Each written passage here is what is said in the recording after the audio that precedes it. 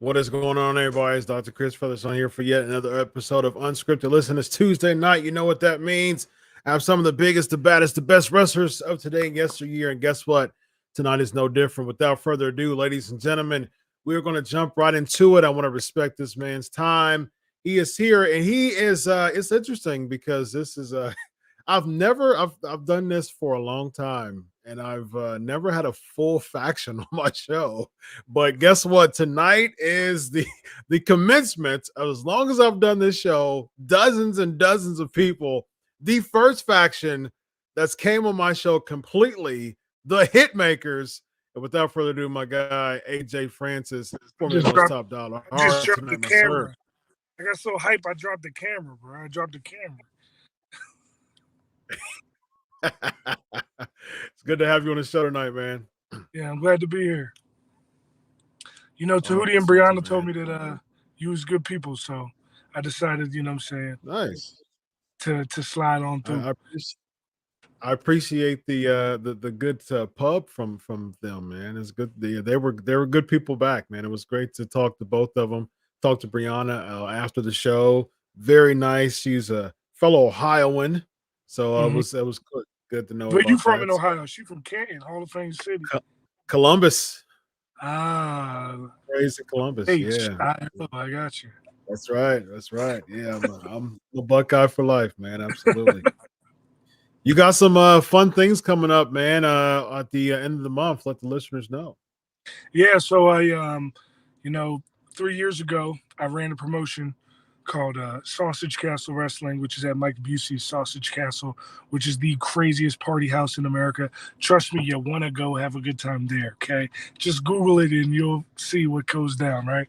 So, Mike is a very good friend of mine, and he started a wrestling promotion, and he had me run it.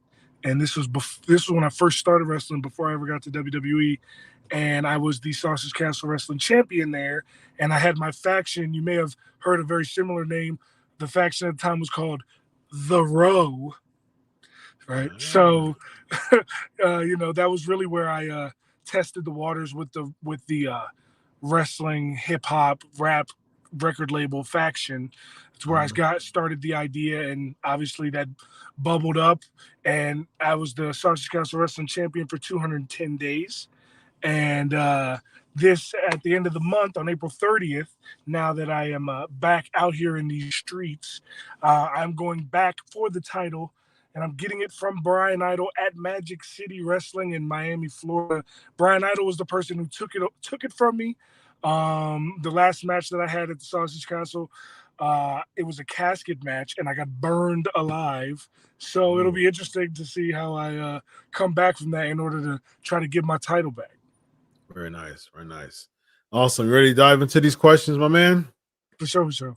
Awesome. Here we go. Let's start off with Guillermo. How did the name Top Dollar came to be?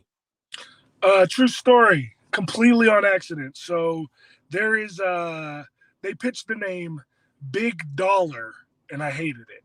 Very generic. I'm sorry. They pitched the name Big Dollar with an R, and brother, no hard R's. You feel what I'm talking about? So I told them, nix that. How about Big Dolla? And then they were like, well, you already got Big E. And in the back of my mind, I'm like, well, you had Big Show and Big E when you got Big Cass, but whatever. You know what I'm saying? Just, whatever. They were like, we don't want any more bigs. I'm like, all right, cool, whatever, fine. Big E, respect. Much respect to that brother. You know what I'm saying? I can understand why they wouldn't want it, right? So I'm like, all right, cool. So they're like, all right, make a list of names. And I sent them a list of names. And some of the names are like really dope, like Franklin Warfield, Franklin Royal, Big Hugo. You know what I'm saying? Like I had, and Hugo spelled like in Spanish Jugo, you know what I'm saying? Because I got the juice. So like I had a bunch of names on there, but the number one name that I pitched was the name Dolla, just Dolla by itself, right? Mm-hmm. And when I broke the list up into bottom five, next five, and then top five. So the way it read was, it said top five, and then the first option was Dolla. So they thought that I wanted the name Top Dollar. And I was like, yeah, that sounds dope. I didn't know till talking to Steve Carino a couple weeks later. I was like, yo, so who came up with the name Top Dollar? He was like, you did. I was like, oh, what? Okay. And then I looked back at my notes app and I realized what happened. So it was just funny. And actually, Brianna was the one that pointed it out to me to make me realize what happened. But nonetheless, Top Dollar is an incredible accident. Yeah, it was a happy accident, as our boy, Bob Ross would say. Yes, the joy of painting. Yes, the greatest painter of all time, Bob Ross. I love Bob Ross, but ever since I saw the documentary on Netflix about how his folks don't get none of the money from him no more, it's the people that bought him out. That kind of soured me. I ain't gonna lie. It's sad. It makes me support Bob Ross even more. And he had to wear his fro the whole time. Like he wanted to cut his fro so many times, and like he was nudged to continue his fro because that was his brand. So yeah, he was a military vet. And the reason why he became nice is because he was like very commanding in the military. And he said, I'll never do that again. I would recommend this to anybody. The last 2 years, my calendar that hangs on my wall is a Bob Ross calendar. And then each painting is like what that month would look like to him. You know what I'm saying? So it's pretty cool. So you are a Bob Ross fan. Very big nice. Bob Ross fan. I'm telling you one thing. I can't admit publicly how many times I've been at 2, 3 in the morning watching him paint on Netflix. I ain't gonna lie to you. Hey, I ain't mad at you.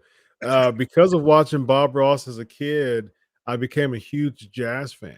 So yes, he started watching him. Really inspired my love for jazz music, and that was 25 years ago. Yeah. Rorito's asking, greetings from Puerto Rico. What was the best advice Triple H ever gave you while in NXT, and what was it hurting for Legends memorabilia with the actual Legends for the A&E show? Hunting. Was it hunting? Yes. Okay. Best advice Triple H gave me when we were in NXT was, honestly, it wasn't even advice. It was just confidence. Because he had seen everything that I had done promo-wise behind the scenes, and like he knew that I had come up with the idea for at the time we were calling it the Hitmakers, but like I said, it was called the Row before that when I was on the Indies, and we changed it to Hit Row. So like he understood that I everything I put into it, and he understood how it was completely different from everything else. So like the best advice he gave me was just telling me that like nobody can write for us, nobody can do what we do, nobody can duplicate what we do, which is still true, which is why like there's a lot of people that don't understand how much we really did for that group. Like we were everything in a group, and Triple H helped me a lot with blocking, understanding wrestling blocking. Like I had done plays and commercials and movies and TV shows and analyst work and stuff before I ever got to WWE, but wrestling television blocking is different than any other kind of television blocking. So he helped me a lot with that for sure. And then hunting with the legends, it was great, man.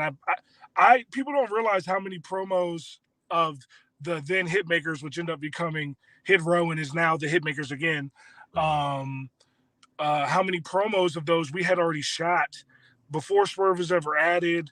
Like me, Tahuti, and Brianna for like a year, we're doing different promos, and I showed Triple H those videos, and Mick Foley those videos, and Undertaker those videos, and Booker T those videos, and Mark Henry those videos, and they loved it. That's how I knew I was really onto something, because I'm me. I'm gonna think that my ideas are dope no matter what. You know what I'm saying? But like when I would present it to legends, and they're like, "Oh man, I ain't never seen nothing like that." I'm like, "Oh, okay, I got something here." Nice, yeah, very nice. Aaron is asking, what was your favorite episode of WWE Treasures? And if you have your own collection, what is your favorite piece? Yes, I do have my own collection. My favorite piece, back, like I played in the NFL for 6 years, and a lot of guys go to the NFL and they spend money on houses and cars. And I spent my money traveling the world watching soccer and wrestling. Those are my two favorite things to watch live. And so I've been to Real Madrid, I've been to AS Roma, I've been to Bayern Munich, I've been to Tottenham, I've been to Arsenal, I've been all over the world watching soccer. Wow. But I've also been to 5 WrestleManias. And I went to WrestleMania 32, and the main event of that was Roman Reigns versus Triple H. And I had the VIP WrestleMania pass. So I got special access to a signing with Roman Reigns. And I had Roman Reigns sign the t-shirt that I ended up wearing to the show when he main evented. And I had him sign a picture, an 8x10.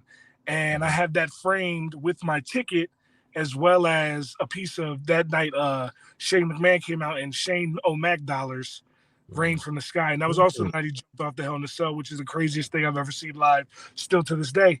And if you actually watch the main event, you can clearly see me in the crowd holding up a sign for my podcast jobbing out. So like, very nice. You can clearly see me plain as day. Right?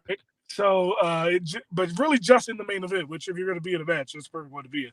So like, I have that all framed, the shirt, the picture, the dollar bill, and the ticket all framed. And that's my personal prized piece of possession.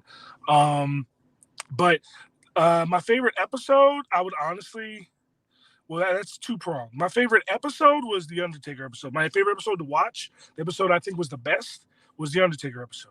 But my favorite episode to film was the Ric Flair episode, because it was filming with Ric Flair, and then every night afterwards, we would go out to a restaurant. Or because remember, in the show, we filmed with Rick in Richmond, in Charlotte, in Huntsville, 3 cities that he had worked for years, right? So he knew all the spots, right?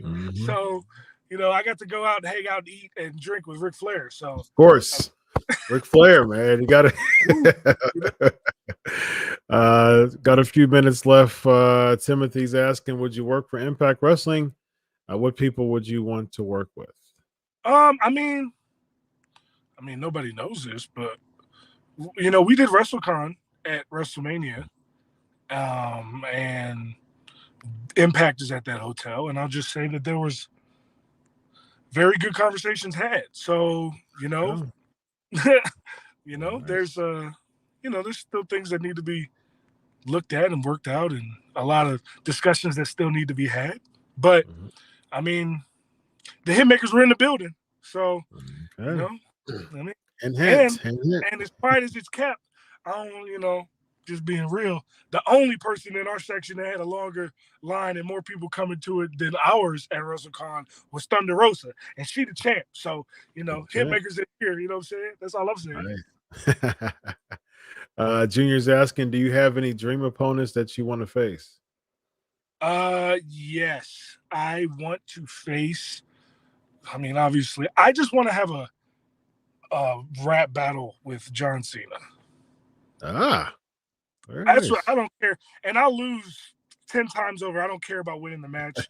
I'm more interested in the promos leading up to the match. Yes, I think that and for that same reason, I would love to really that is actively wrestling right now. The person that I would really like to work is R-Truth. R-Truth is a legend in this game, and he don't get enough respect for what he can do in the ring. Agreed. Yeah. He's just so entertaining that people just overlook what he's actually capable of. And I would love to work a segment or just a feud with R-Truth, strictly off the strength of old school versus new school hip hop. You feel me? I feel like we can do a lot there. You know what I'm saying? I feel like we can do a lot there. And if outside of WWE, the only person I know that has a second rope moonsault that's as good as mine is Keith Lee. So I want to have a second rope moonsault match with him. First person to hit a second rope moonsault wins. You've never heard of that stipulation until today, ladies and gentlemen. All right, for respect your time, one more question, my man. Wendell's asking straight up, why did WWE release you? Man, you got to ask them. I can't call it. I mean, at the end of the day, if you watch any segment we did on NXT, anything that we did on SmackDown, none of them were lacking. Every single one of them was entertaining. Every single one of them we delivered. There's not a single time where you can be like, oh, they flubbed that line, or, oh, they didn't do this right. Even all the matches. Look at every match that we had. The tag match versus Imperium, the tag match versus Legado, the 6-man tag match versus Legado, the title match that Swerve had against Jonah, which was Bronson at the time. When I did the bump through the plexiglass, what segment did we not kill? The promo that we did with a burning fire in back of the U-Haul truck.